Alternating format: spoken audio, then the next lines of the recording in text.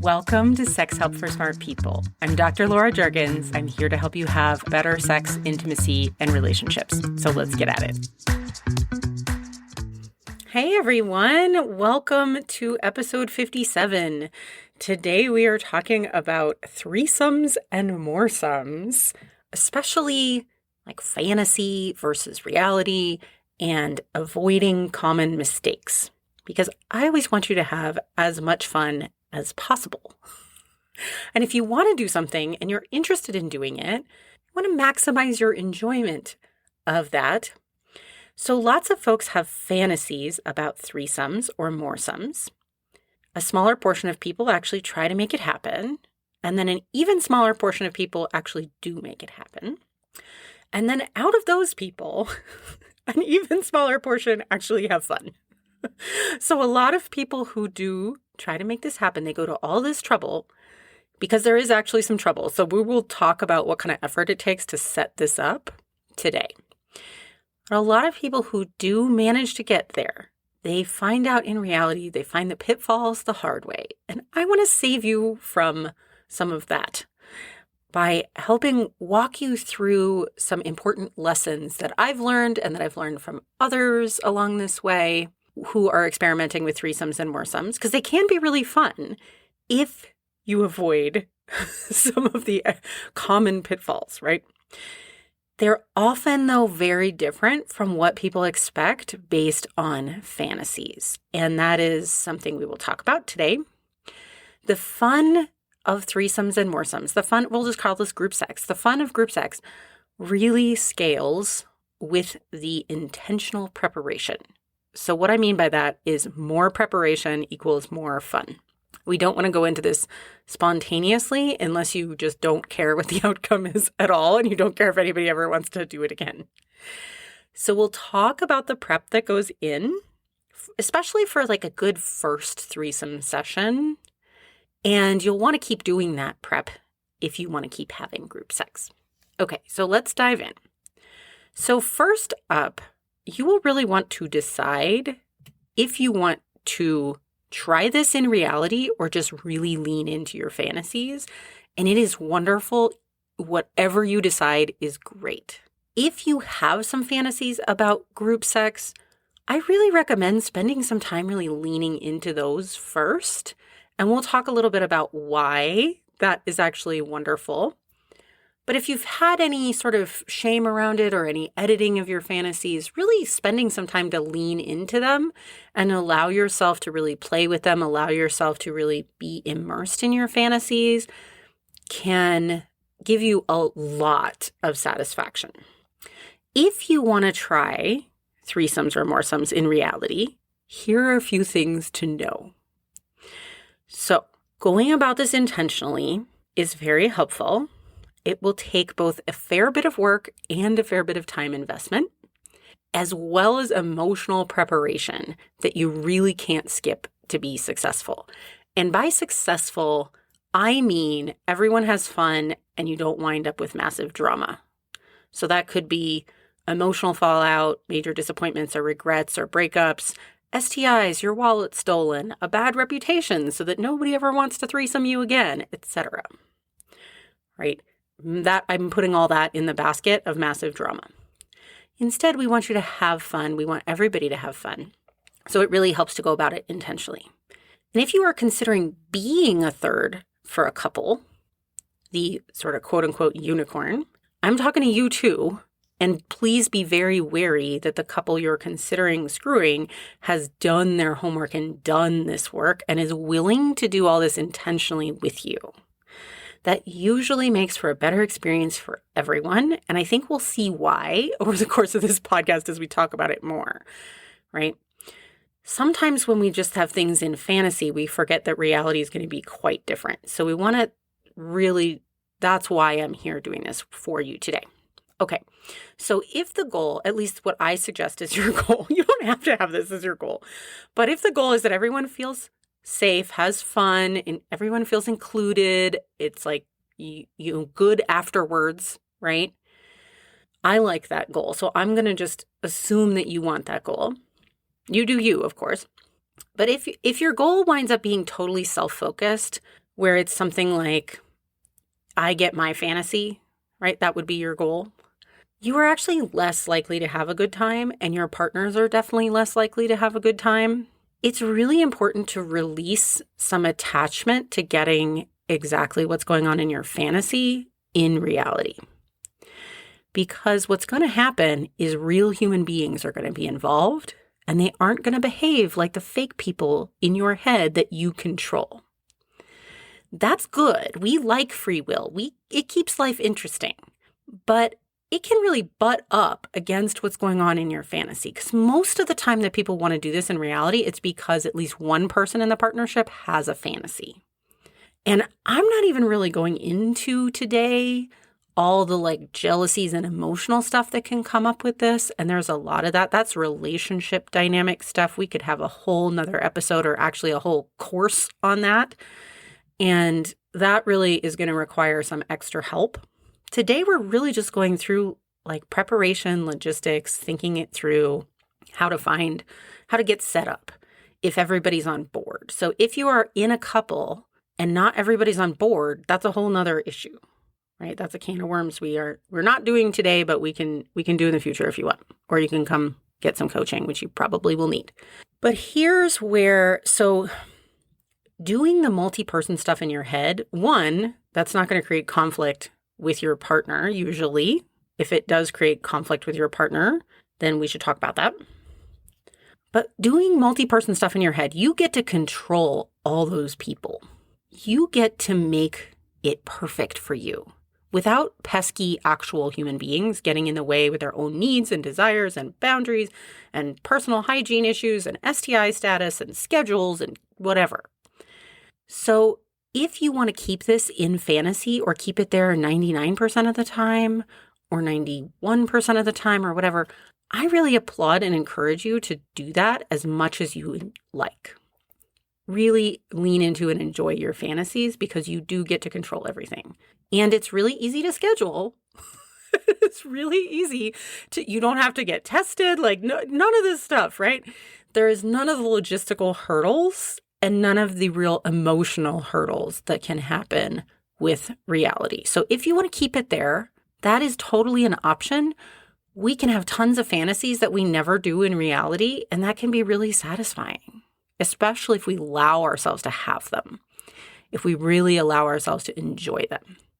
So that is totally an option. If, however, you do want to try to make it happen in real life, I also applaud and encourage you. Just know that you are signing up for a fair bit of effort. Okay, because I'm not going to lie to you and tell you it's easy. It is not easy, especially if you want repeat experiences. You need to find the other people, right? So if it's a third for your couple, or if it's another two, if you're solo, and they may, if you want them to be together or not together, right? These are different searches, and you all need to be somewhat attracted to each other. Or if someone's just watching, you at least need to be comfy with that person. And so we'll come back to ways to find people later in the episode.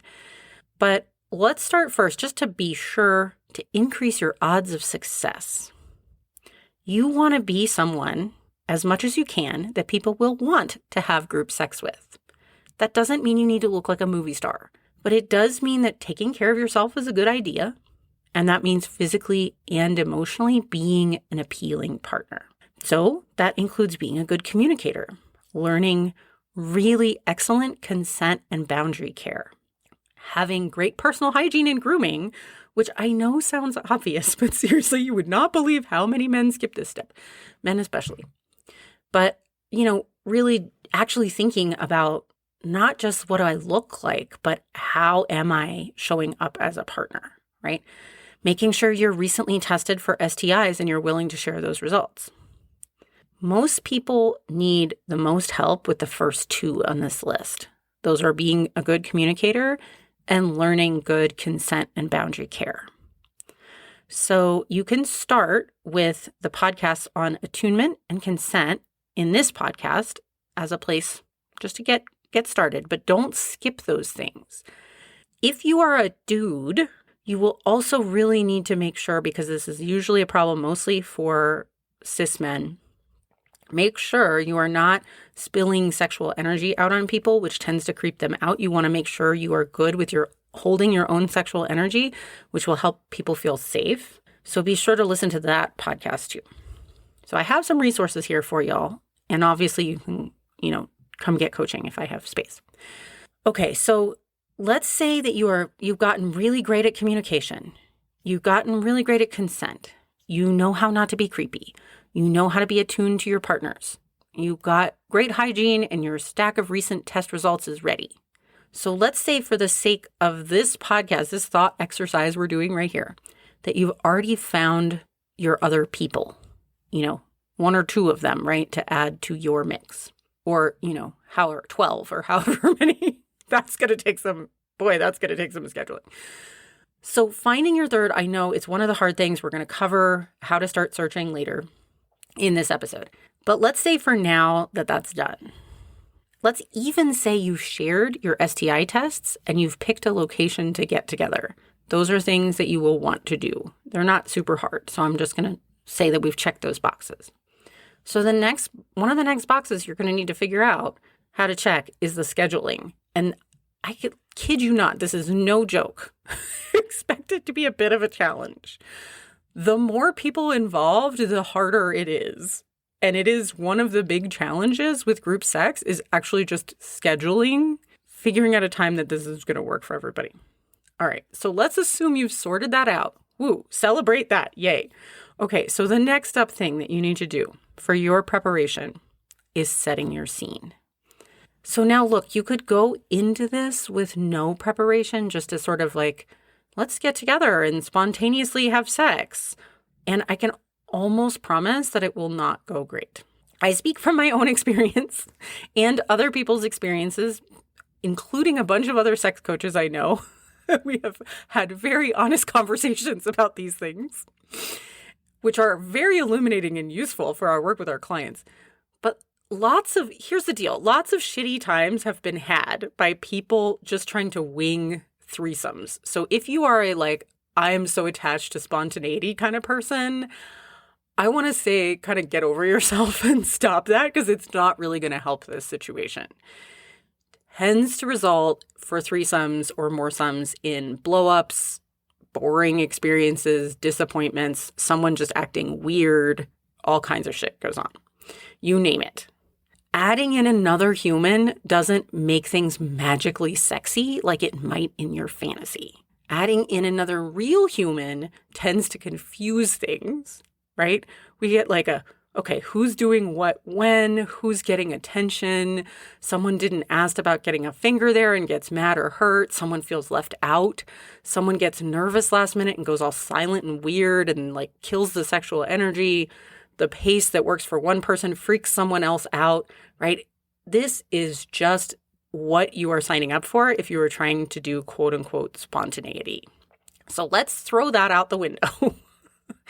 And to keep things in a happy place where there's consent, it's relaxed, it's sexy, we are going to do a lot of preparation to set the scene that will help avoid misunderstandings as much as possible.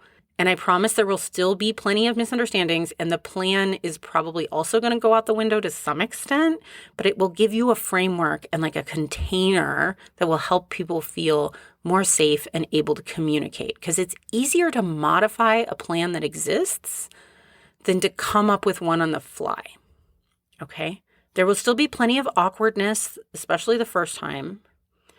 And I will throw this caveat in there that I really encourage you to resist the temptation to use substances to help you out of the awkwardness. This is not the time to drink or get high. It's important that everybody is fully present, especially with new partners. That will help keep people safe because you can't be attuned if you are high or drunk. So just let it be awkward and silly and expect that and embrace it, and you'll be fine. That is a really important part of new sexual encounters, especially with multiple people, is just embrace that it's going to be a little awkward and silly, and that's totally okay. It actually can be part of the fun. All right. So setting up your scene as much as you can in advance means each of you spend some time just noodling on, by which I mean thinking about and writing down what you'd really like to get out of the experience. And you need to write this down so that you are prepared to share it with these potential partners. So what feelings, here's some questions to ask yourself. What feelings do you want to have in this experience? What actual acts or experiences are you particularly interested in trying? And what are your hard no's? What are things you are not interested at all in trying? Where are your boundaries? What do you need in order to feel safe, in order to feel free and at choice? What do you need in order to feel included, right? What do you need in order to get aroused normally? What do you need to get off and actually have an orgasm if you'd like to during this experience? You may or may not get it, right? But write down what you actually need in order to make that happen for you, usually. Write down, is there anything you really desperately want to avoid about this experience? What will make you nervous? What are your needs or wants for aftercare? So are you going to want everyone to have a check-in about their experience? That's always, kind of a good idea. You don't have to do it immediately. Probably not everybody wants to do it that immediately, but you might want to schedule a time to do it. Are you going to want a group cuddle? Are you going to want a shower and a snack? Are you going to want a nap? Are you going to only want to connect with your partner afterwards and you're going to want to send the other person out the door? That's important to know and to communicate if you think that that's you, right? That may or may not work for everybody. But do your best to really guess based on what you know about who you actually are now. Do not do this. Do not plan all this stuff based on who you wish you'd be if you were the perfect robot in your head, right? What are your actual needs for aftercare? What's actually going to make you nervous? What's actually going to help you feel included? In reality, with actual human beings, not in your fantasy in your head, right? Okay, so write all that stuff down. And then I want you to do 2 things with your list before you take it to these other people. First is go through all the things that you kind of want to happen and see if you can release some attachment to getting everything on that list. Especially for the first time, try to see if you can just allow it to be play and exploratory. You may get some of those things and you may not. Try to let your desires be a little flexible for right now. If it goes well, you can work towards that for next time. But if you get too set on getting everything you want, you won't leave room for the play and the experience with other people and making sure that everybody gets at least a little bit of a good time the first time, okay? It also will feel less safe to other people if you're really attached to just like your agenda. Okay, so the second thing I want you to do with your list, besides kind of wiggling your attachment to your desires, is go back over your list and see if you can really allow yourself to honor any boundaries that you wrote. This is the opposite of what you do with desires. You want those to be a little loose, but let the boundaries be even firmer. In the moment, you will be tempted to relax your boundaries to please other people or perform. And then afterwards, you'll feel awful and resentful and there will be drama. So really just give yourself permission to have boundaries now. Maybe make them even a little bit firmer than they normally would be. Let yourself support and approve of having them so that you feel comfortable telling other people that this is really important to you. Okay? So, and if this just means that all you do is watch from a closet, then fine, right? First time you're in a group setting. If this means that all you do is have somebody sort of like fingering you while the couple next to you has like sex, right? Like, fine, right? Just, it doesn't have to be anything in particular the first time. Just allow yourself to have whatever boundaries you have to be a little flexible in your desires. All right. So now you go talk to the other 2 people about your flexible desires and your non-negotiable boundaries for the first experience and see if you can all get creative and have kind of fun mapping out a rough plan for your first adventure. We want it to enable playtime without crossing anyone's boundaries and just be flexible so that it's like stays in sexy land, right? And that may mean that you don't get all the things on your list, and that's totally okay. And it may mean somebody else doesn't, and that's okay. If they're horribly disappointed to the point where they're like pulling out of the whole thing because they don't like your boundaries, they're not the right person for you to have sex with.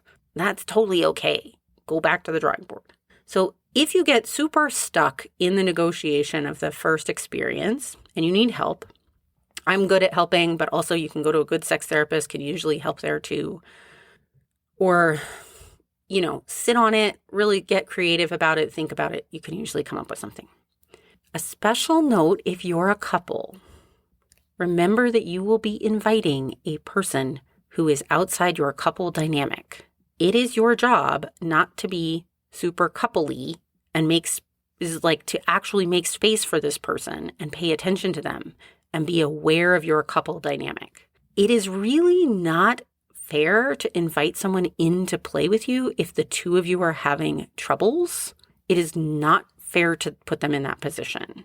It will feel bad to them. So make sure you're in a good place together and you can be generous towards another person without a bunch of underlying weirdness. They are not there as a sex toy for the two of you. They're their own person with their own needs. So you both need to be really cognizant of being extra inclusive of them. Okay? And a lot of couples inviting thirds learn this the hard way, and the thirds never want to have sex with them again. So please, be proactive on this. Couples who are successful with thirds are very good at this. Very good at being really inclusive towards the other person, very generous towards the other person, and very not stuck in their coupley shit. Okay. After you've done all this, it's time to gather your toys, your lube, your snacks, your comfy things, and get to the actual party itself. But there's also some tips for the actual date itself. Because of course, now when the rubber hits the road, things change, right? So I want to invite you to let it be whatever it is with a focus on respect and consent.